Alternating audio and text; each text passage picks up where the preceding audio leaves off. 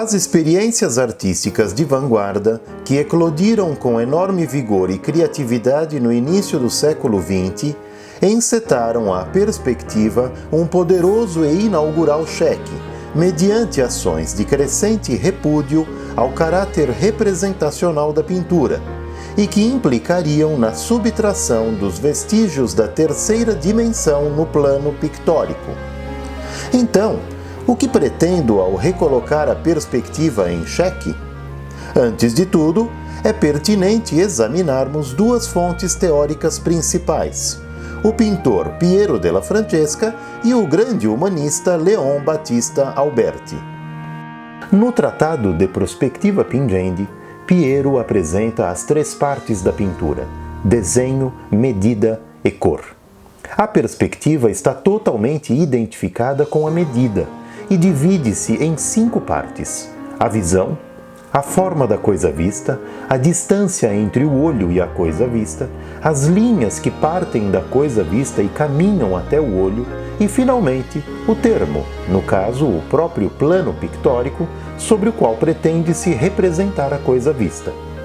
Por outro lado, no Tratado da Pintura, Alberti estrutura seu discurso em 3 partes: circunscrição, composição e recepção das luzes, que equivalem, respectivamente, à teoria dos raios visuais: raios extrínsecos, o raio cêntrico e raios médios.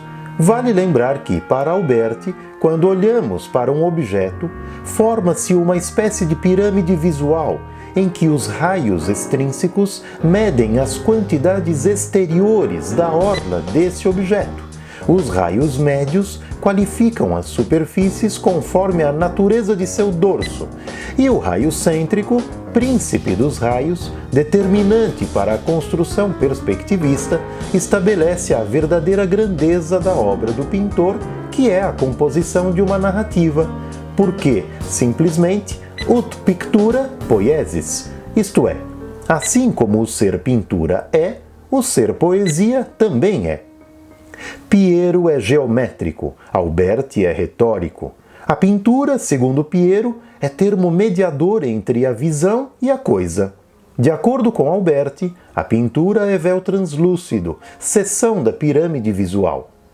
Ambos falam da mesma coisidade do ser pintura, entretanto, um pela vista frontal, outro pela vista lateral.